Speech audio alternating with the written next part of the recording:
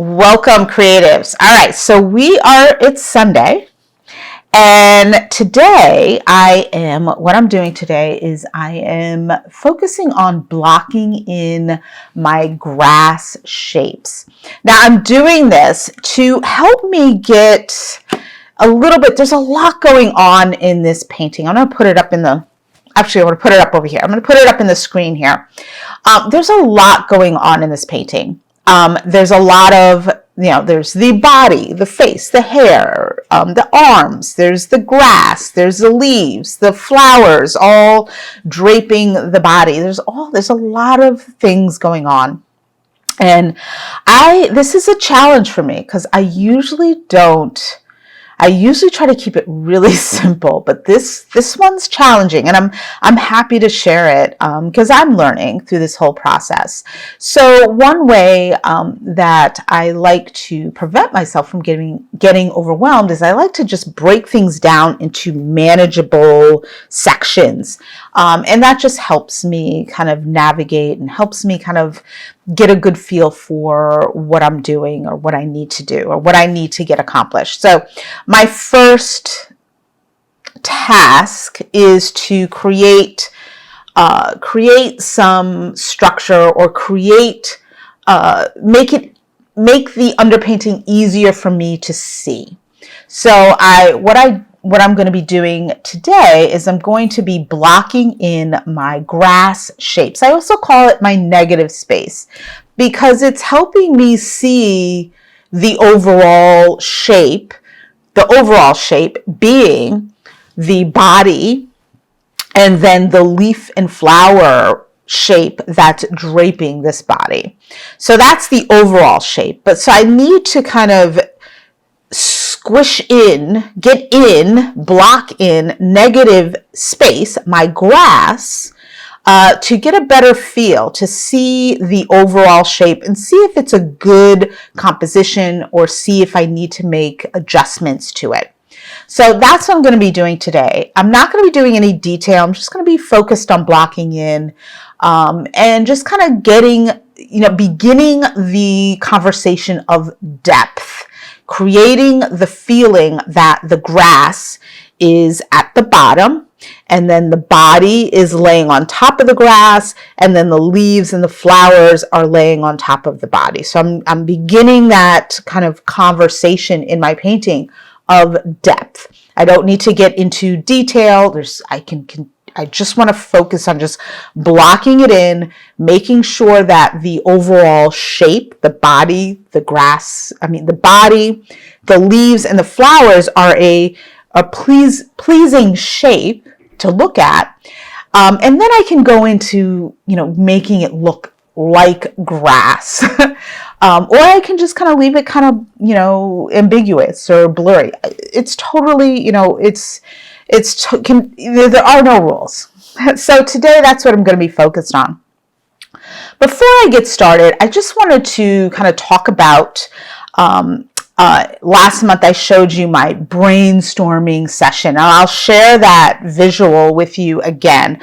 But I just wanted to talk about what I'm thinking in this stage, when I'm moving into this next phase. What am I thinking? What are some of the things that I'm kind of looking at? What are the things that are helping me? I create a new roadmap in a path so that I have some type of structure. So I'm going to share that with you. And I also want to talk about color because this month we're going to be focusing on color, adding color to our painting and adding additional layers to build up that skin tone and to get it to where we want it to be. So I'm going to have a simplified discussion on color, not to confuse you, but very simple. And then throughout the month, we'll continue to talk about these topics as well. So I'm going to share my screen. Here we go. Okay. So here is this, and I'll share this graphic with you. But this is what I began with, my brainstorming sheet. And I did this in a program I have it on my iPhone, and it's called Freeform, Freeform. And you can also do this in notes, or you can even do this in Word. Like you don't need a fancy program. And all I do is I do this on my iPad, and I make notes about where, I have this initial photo here that started the idea here, and what I liked about it. And then I kind of went through the whole process of how I want this painting, me to feel in this painting. What are things, ideas, that I'm thinking about. And then I start looking for, I have a whole list of other paintings by other artists, and I use their work to just kind of give me inspiration. Like, what am I looking at? I see grass, I see the pose, painting style, overall look of the painting. So I added some ideas that these are things that speak to me, and in the overall kind of story I'm trying to tell. So I add these in here for inspiration and ideas. I also want to add flowers in my painting, so I added a few. I love the colors, the shapes of these flowers, and I can do more diving into finding flowers for the piece. So I just this is kind of where I go to add my ideas, my reference material. I used a selfie of me for the face because I don't want to copy the reference photo completely. And so I go back here and I just kind of take a look, at my inspiration and what I'm trying to achieve. So my focus right now, all I'm worried about is grass right now. And so I'm taking a look at some of these paintings that have grass, or this one here is a photo. And I'm looking at let me get rid of that. I don't need this. I'm looking at, and I'm liking how, I'm going to get red. I like how the grass is in some of these paintings. I love like this. Don't mind the nudity. This is artist Natalia Fabia here. Both of these, I'm like drawing. I'm on my iPad here. Both of these pieces here are Natalia Fabia. I love her work. I love, here, let me get another. There we go. We'll use this. I love her work. I think that it's absolutely amazing. And her work has evolved from these two figures laying in grass. Like, love her work. Love her painting style. But I'm looking at the way she's kind of, translated grass using oil. So I'm definitely I'm liking, what's happening in this painting here. So I'm definitely going to, I'm going to erase that. I'm just going to big circle. I like how she's, how the grass is being translated here. So I'm going to use this as inspiration. I'll zoom in and just kind of take a look at how she is, what it looks like, what colors, what is she using? I see some turquoise going on here. I see some yellowish. I see some combination of warm and cool tones. I even see some pink tones in there, if you see that. So I'm going to be using this, so if you're looking for ideas, right? You're looking for information on how to translate. Like, I'm going to be painting grass. Well, how do other artists that I like, how do they paint grass? Don't be scared to do that. I have a whole folder on my computer of other artist work or photography that speak to me that I'm like, oh, I like this. I'm going to put it in my grass file. And when I need to paint grass, I can go into this area and look at different examples of how artists translate grass on their oil painting. And it will help me determine what colors to mix, help me determine how they deal with the texture, how they deal with the depth, and so forth. And you can get a lot of information from that. So that's what I'm doing. I like what's happening in both of these paintings, and I'm going to use them as inspiration. But I want to have a discussion on color. And let's just do that. I'm going to go back. All right, so I put together this little quick, simple presentation on color. And it's kind of, I do in the beginning, I talk about using a limited palette. And we'll just kind of go through it. So the primary colors, which we know, red, yellow, and blue. And you can get a pretty wide range with that. And I'm just going to kind of breeze through this part of the presentation, and we can go over this later on. But I want to go into basically, I want to get to the different aspects of color. Okay, so color is really important, or the aspects of color are really important in gaining a good kind of feel, getting the feel that you want, getting the story, getting the depth. Do you want it to look abstract? Do you want it to look more realistic? Color does that. Now, there are aspects of color that are really important. And I talk about value a lot. You hear me talk about that a lot. And when I say the value is, it doesn't matter what color you use. If you get the value right, the painting will come together. And you hear me talk about that. But there's some other aspects of color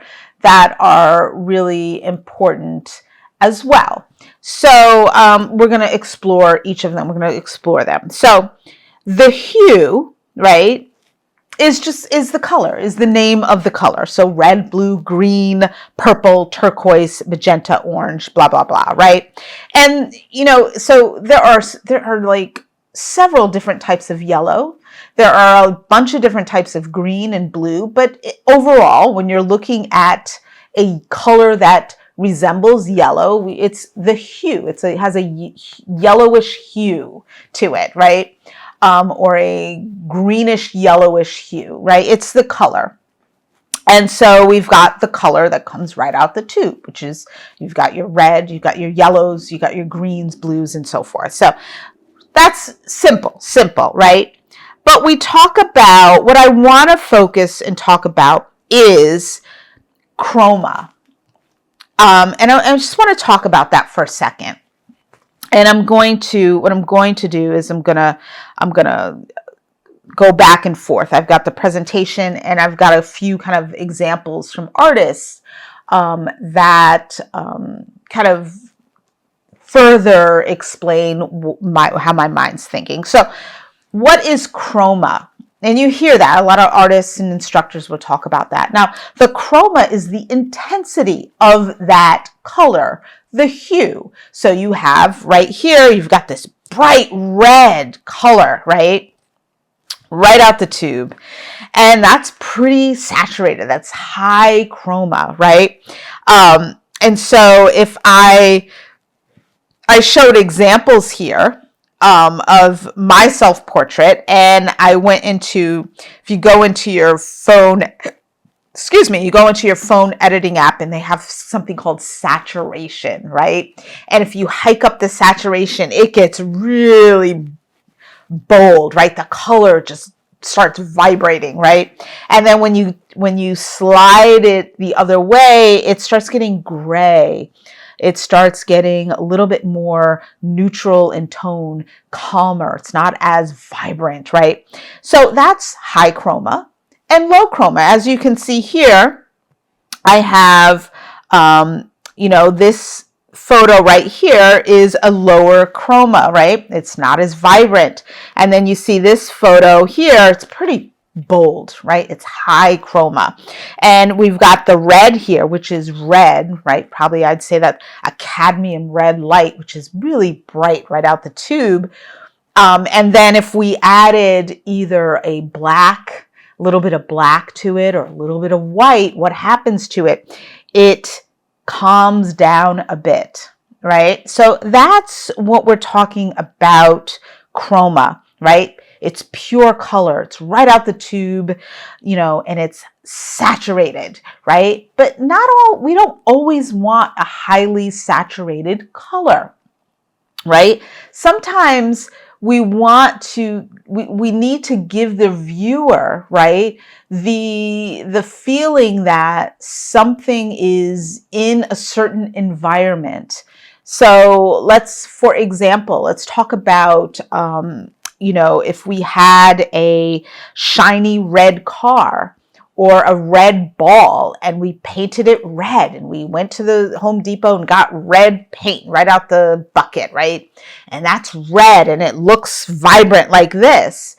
And then if we put that ball, right, that's been painted this vibrant, highly saturated red color, if we put that ball in different environments, if we put it outside, if we put it inside, if we put it in a dark room, if we put it in a room filled with fluorescent light, if we put it in a room with a lot of other color around it, it would absorb the environment around us. And that vibrancy is influenced, right? It's what's surrounding it and what's holding it into this space is influencing the vibrancy of the red ball. So yes, we use this bright red paint to make this ball bright red, candy apple red.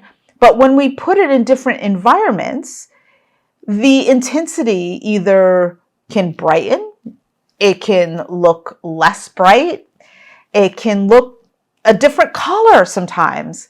And so when we are translating this red ball onto our canvas, and we want it to be this vibrant red ball, we need to take a look at the environment it's around, right? What's surrounding it and what's influencing its color, right? Because we're not changing the color of the ball. It's everything that's surrounding that is influencing. Is there a spotlight hitting the red ball?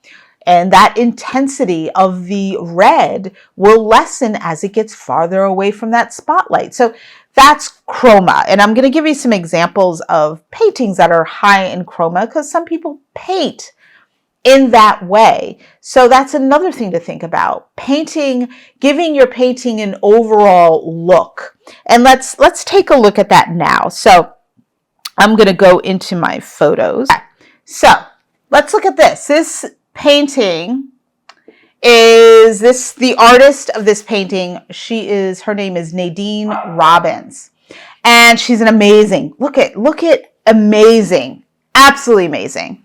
I'll give you the websites of all these artists so you can look at their work. But when I look at her painting, she is creating in a higher chroma, right? If we look at the color, if we look at, if we compare it to the photo that I just showed, and we'll go back in a second, this is high chroma. Does life actually look like this in real life? Kind of no. I mean, when we think in our eyes, we usually see in higher chroma, we see in a higher saturated way of seeing, especially when we're painting, we're going to gravitate towards these pretty colors. But realistically, skin tone, even landscape is a lot more neutral and grayer in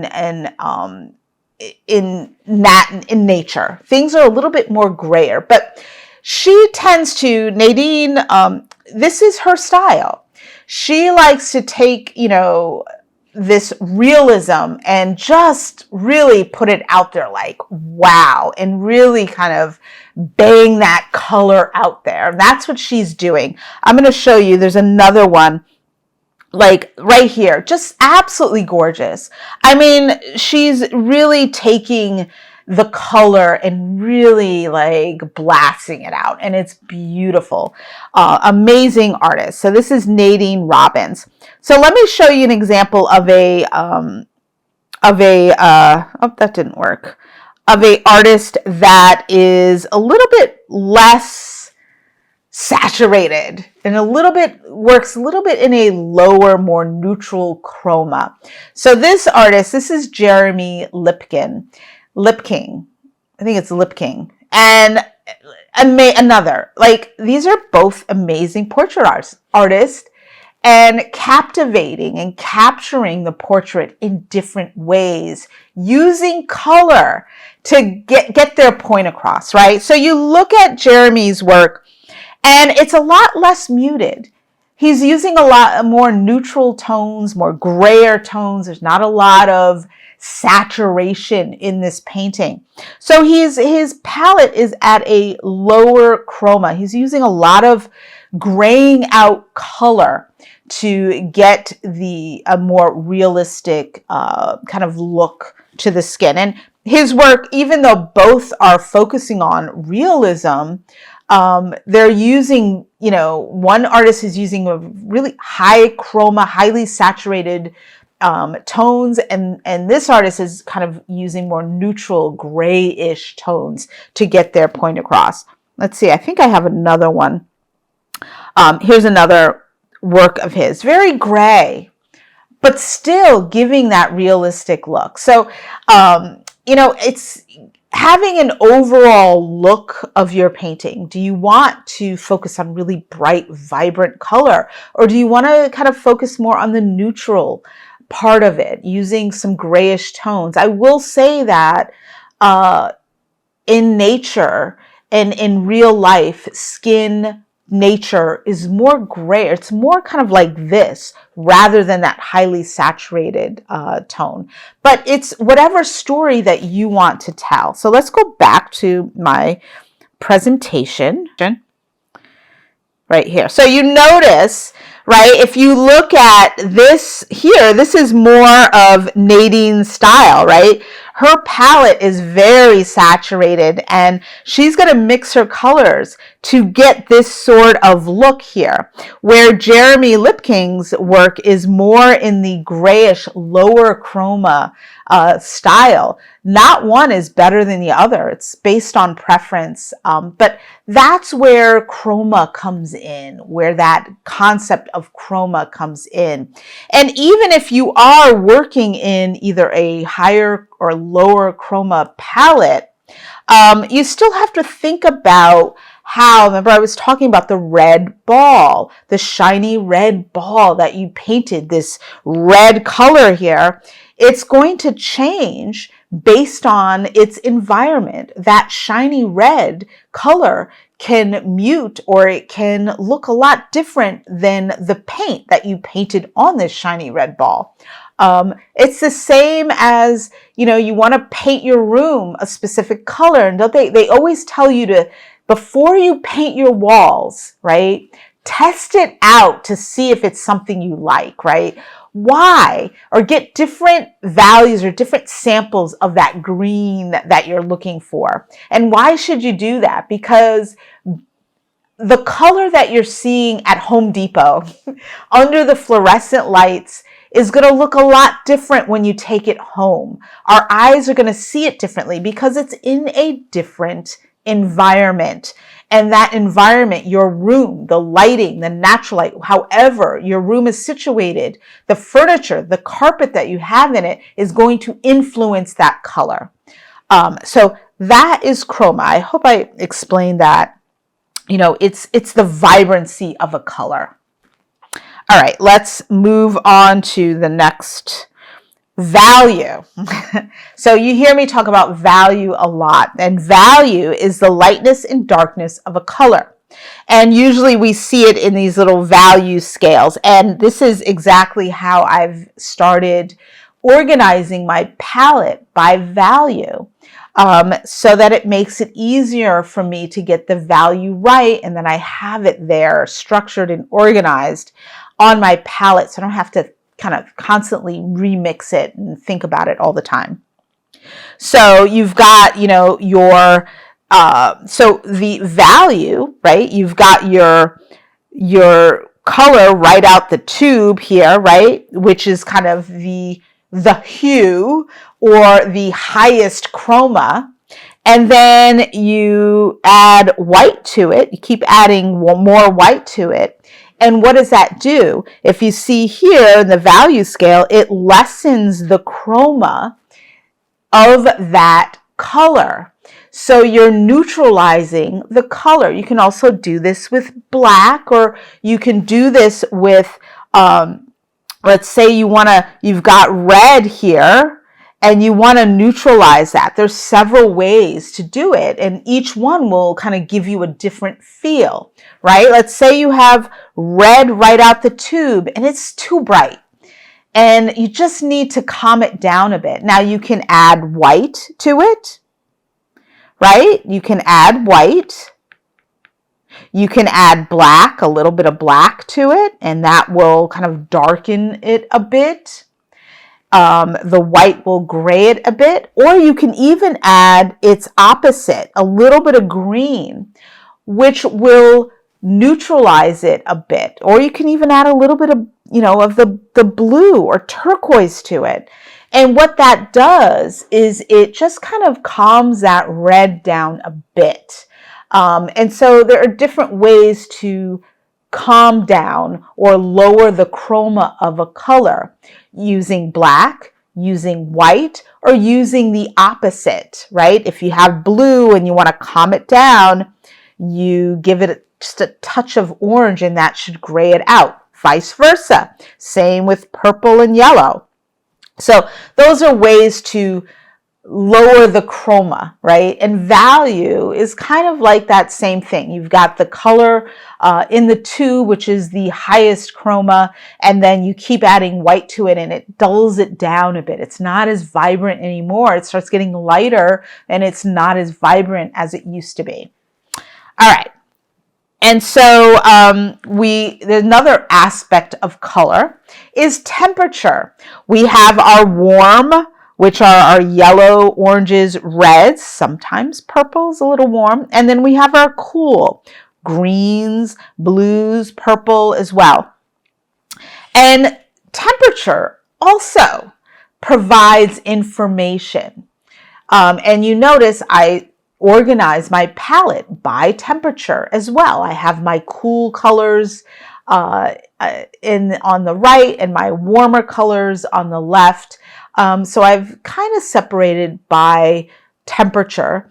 And so if I have a really warm yellow color or warm orange or whatever, and I want to cool it a bit, what I can do is I can go into my cooler colors and just add a little bit of that to my mixture, and that will kind of cool it a bit, just a bit. So there are the three basic aspects. I'm just going to go back to, I'll share that presentation. I'm just going to go back to my freeform here of colors. You have the value, which we talked about, which is the lightness and darkness of a color. We have the hue, which is the color, right? We have the chroma, which is the vibrancy. And we have the temperature, right? Which is the warmness or coolness of the color. Now, all these aspects, right, I take into account when mixing and when adding color to my painting. To me, value is like number one. If I get the value, if I put the values in the right space, it will work. It doesn't matter what color. I take into account the hue. I'm going to be doing a lot of greens, and I need to kind of play with those greens and get different variations of greens to get to my story, right? With the grass, I've got to play around with some warm and cool colors to create depth. I have to add vibrancy in some areas. I've got to, add value in certain areas to get the coolness, to get the shadow, to get the light. There's a lot of things playing around in when we are adding color to our painting. So let's talk about how I want my painting to be. And I'm just going to go back. I'm going to put my painting on this side.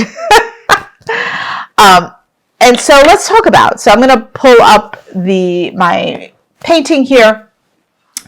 And I'm looking for, I don't want this high chroma as Nadine Robbins. I'm not looking for that. What I'm looking for, and I'm not looking for a really low chroma grayish painting. I do want some vibrancy in the overall painting. So, but I don't want it to, I do still want to be kind of realistic. So I'm gonna veer towards vibrancy, but I'm going to calm it down a bit. So I'm going to stay in this kind of not neutral, but a little over the neutral mark. So when I'm thinking of adding color and I'm thinking of building up the color in the skin tone, in the grass, and the leaves, and the flowers, I'm thinking bright.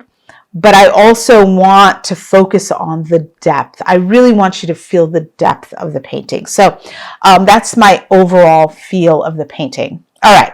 So I will attach everything that I kind of talked about here.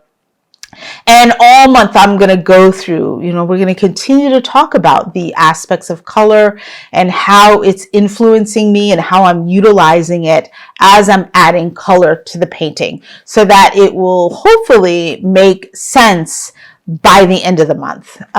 So I hope so. I try not to, even when I'm painting my painting, I try not to make it so complicated for myself that, I try to find ways for me to navigate and understand and that I'm able to translate it myself and not get too confused or overwhelmed. So hopefully that was helpful. I will continue to kind of talk about it through the month. All right, so let me get started. Next video, I'm going to share my demo of me painting and blocking in the grass area.